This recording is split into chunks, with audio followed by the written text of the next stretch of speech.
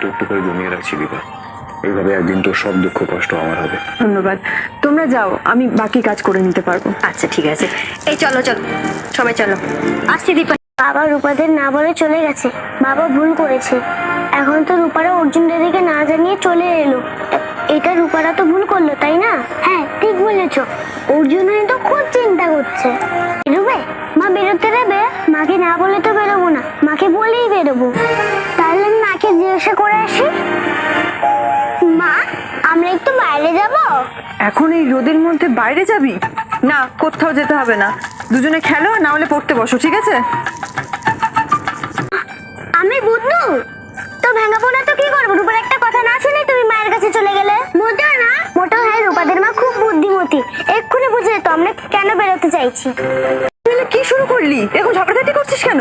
ও মাই, বাদামের সঙ্গে আর কথাই বলবো না। কথা বলতে হবে, রূপার কোনো যায় আসে না। আরে আরে আরে বাবা চুপ, এরকম কি করে? হ্যাঁ, আমার অনেক কাজ পড়ে আছে, আর যেন দুজনে কোনো কথা না শুনি আমি।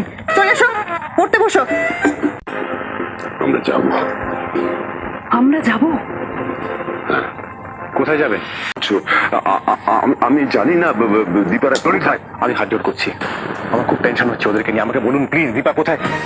তুমি দীপা কি আমাকে জানাতে বারণ করেছে? কেন? আমি আমি কি করেছি?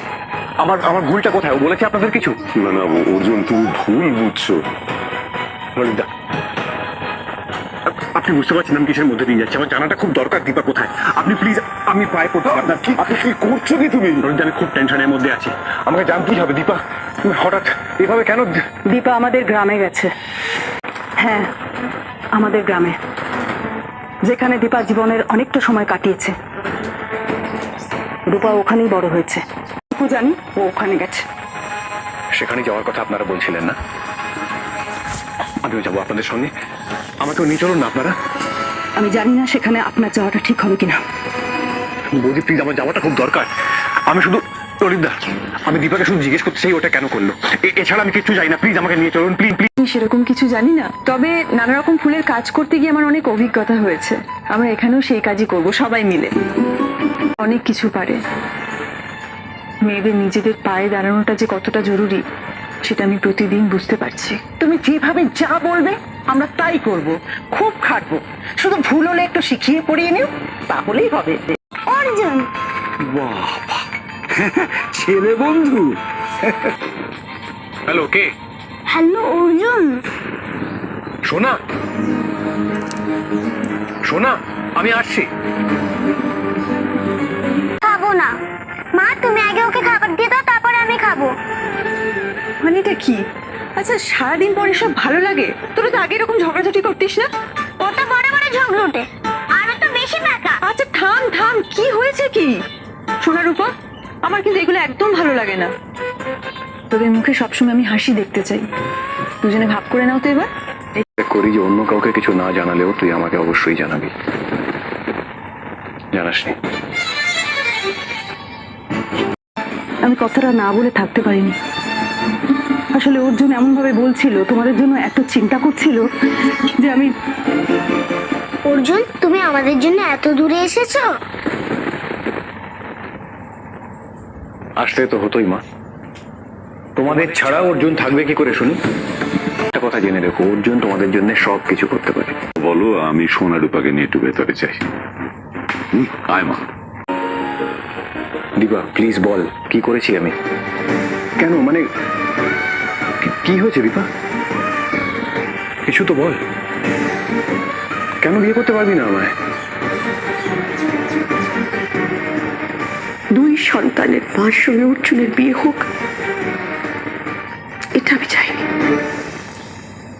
দীপা, তোর মনে যাই থাকুক না কেন, তোর যাই মনে হোক, তুই আমাকে কারণটা প্লিজ বল। আমার এটুকুই বলার ছিল তোমায়। দীপা, বারবার এটা ভাবি যে আমাকে বিয়ে করলে তুমি কি পাবে। তুমি নিজের সবটুকু উজাড় করে দিলেও 1% তুমি আমার কাছ থেকে ফেরত পাবে না। এত হিসেব করে সম্পর্ক তৈরি হয় দীপা? আমি তো কখনো করিনি। যে পিছু টানগুলো আছে সেগুলো তুমি চাইলেও কি অস্বীকার করতে পারবে? আমার দুই মেয়ে, তাদের বাবা, আমি চাইলেও মুক্ত হতে পারছি না অর্জুনদা। কিন্তু এসব নিয়ে তো কথা হয়ে গেছিল দীপা। হঠাৎ করে তোর কি হলো? তুই সবকিছু ছেড়ে এরকম একটা ডিসিশন নিয়ে এত দূরে চলে এলি। তুমি যে উত্তর চেয়েছিলে আমি দিয়েছি।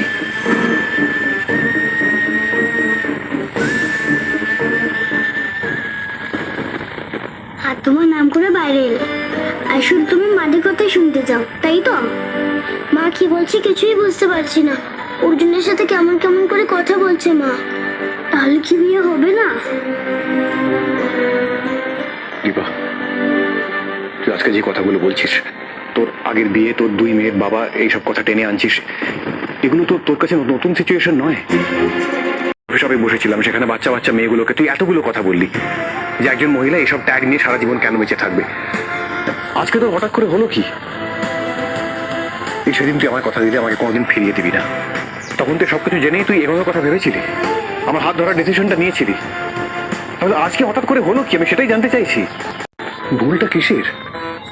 কোথায় ভুল? আমি তো কিছুই বুঝতে পারলাম না। তোমার বোঝার কথাও না, কিন্তু আমি খুব ভালো বুঝতে পারছি আমার পা আর ডানা শিকলে বাঁধা। গেলে অনেকটা দেরি হয়ে যেত,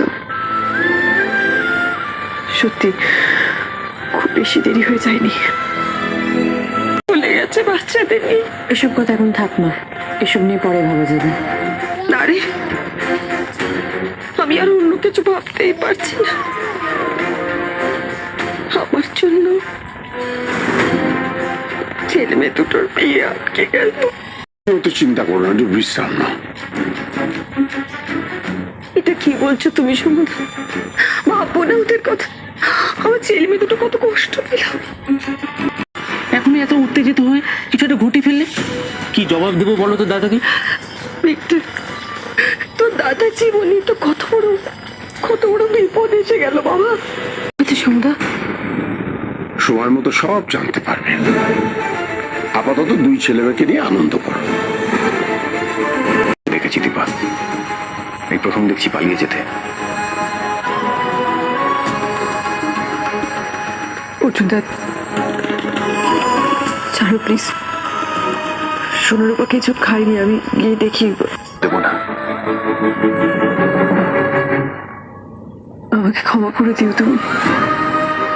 আমি চাই তুমি নতুন করে জীবন শুরু করো, সুন্দর একটা জীবন হোক তোমার।